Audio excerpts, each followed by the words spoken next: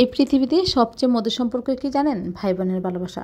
যখন ছোট ছিলাম একসাথে খেলাধুলা করতাম, একসাথে খাবার খাইতাম, কিন্তু তখন কিন্তু কিছু না কিছু হতেই ঝগড়া লেগে যেতাম। হ্যাঁ, আবার ওদেরকে না দেখলে কিন্তু একদমই ভালো লাগতো না। যতই ঝগড়া করি, যতই মারামারি করি না কেন, কিন্তু ওই দিনটা কিন্তু খুব সুন্দর ছিল। সত্যি ওই দিনটা কিন্তু এখন মিস করি। আসসালামু আলাইকুম। এই তো শুরু হয়ে গেল আরেকটি নতুন দিন। তো আজকে ফজর নামাজ পড়ে ওর বাবার সাথে একজন লোক আসছে, তো আমি ওনাকে নাস্তা রেডি করে দিয়ে এখন চলে আসলাম, কারণ যেহেতু মেয়েদেরকে আমার মাদ্রাসায় নিয়ে যেতে হবে। আর আমার মেয়েদেরকে কিন্তু আমি অন্য একটা ভিডিওতে বলছি যে ওদেরকে আমি আগে মাদ্রাসা থেকে এখন অন্য একটা জায়গায় নিয়ে আসছি। এটা হচ্ছে স্কুল, তারপর স্কুল হলো ইসলামিক স্কুল, খুব ভালো আলহামদুলিল্লাহ। তো আমি মেয়েদেরকে রেডি করাইতেছি, কারণ আমাদের কাজই কিন্তু কি সকালে ঘুম থেকে উঠেই কিন্তু ঘর সামলিয়ে বাচ্চা কাচ্চাদেরকে সামলিয়ে কত কিছুই না চিন্তা করতে হয়। এই তো দেখেন নাস্তায় ওই দিক দিয়ে দিয়ে তারপর এখানে কিন্তু আবার মেয়েদেরকে নিয়ে ব্যস্ত হয়ে গেছি। মানে আমাদের সারাটা দিনই কিন্তু এরকম ব্যস্তময় দিন। এই তো মাদ্রাসায় চলে আসলাম। তো আমি ওদেরকে ভিতরে নিয়ে গেলাম, যেহেতু এখন পুরো ক্লাস শুরু হয় নাই, 5 তারিখে শুরু হবে জানুয়ারির। তো এখন শুধু আরবি ক্লাসটা হবে।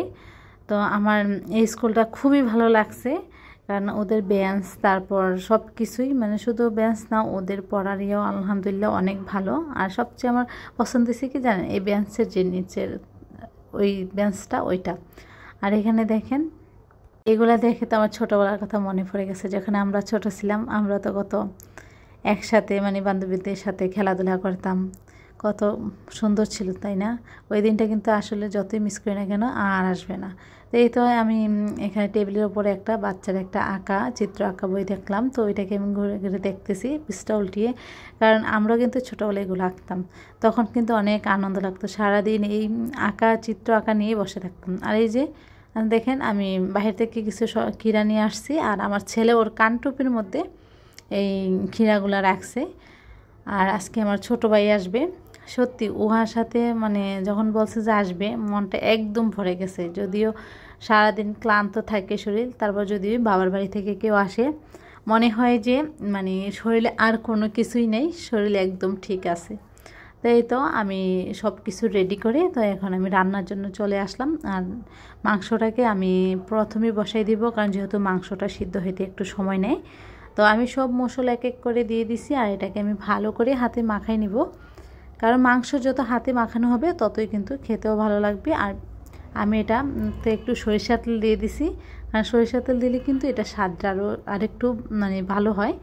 তো এই তো আমি কিন্তু এটাকে মেখে তারপর একটু 10 মিনিটের জন্য রেখে দিব। আর আমার কাছে কিন্তু মাংস এইভাবে হাতে মাখিয়ে রান্না করলে আমার কাছে ভালো লাগে। তো এই তো আমার কিন্তু মাংসটা এখন আমি একটু ভালো করে কষাই নিব, কারণ আমার বাসায় আবার এখন মানে ওর বাবা মাংস নরম না হলে খাইতে পারে না, তবে আমার কাছে একটু শক্তটাই ভালো লাগে। তো এখানে আমি ওই দিন বাসায় লইট্টা শুটকি দিয়ে বেগুন দিয়ে ভর্তা করছিলাম, ওইটা কিন্তু বাসায় সবাই খুব পছন্দ করছে, আর আমার ওইটা দুপুরে শেষ হয়ে গেছে।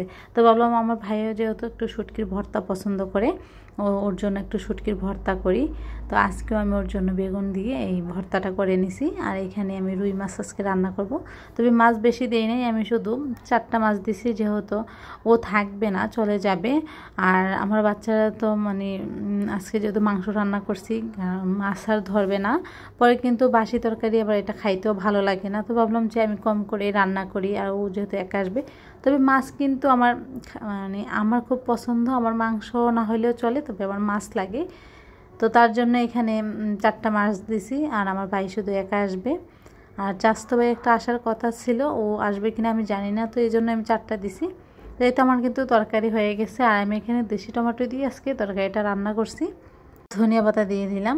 তো এখন আমি পোলাওটা রান্না করবো, আর বেশি কিছু আজকে রান্না করব না।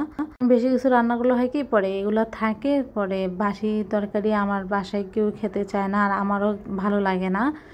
সত্যি যখন যখন শুনছি যে ভাই আসবে, তখন মনটা কিন্তু অন্যরকম হয়ে গেছে। এই যে এখন কিন্তু অনেক ইচ্ছা হয় যে ওদেরকে কাছে পাই, ওই যে ছোটোবেলার মতন আবার ঝগড়া করি, কিন্তু আসলে যতই চেষ্টা করি না কেন ওই দিনগুলো কিন্তু আসবে না।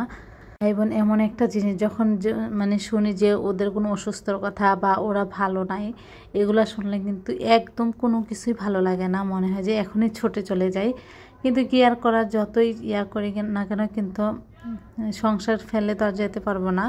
ওই যে মাঝে মধ্যে ছোটোবেলার স্মৃতি মনে করলে অনেক খারাপ লাগে। যেহেতু ওরা চলে আসছে আর আমার চাস্তো ভাইয়া চলে আসছে, তো ওদেরকে আমি খাইতে দিছি। কেউ কিছু মনে করবেন না, আমার টেবিলে খাইতে একদমই ভালো লাগে না, আমি খাটেই সবসময় মানে খাওয়া দাওয়া করি।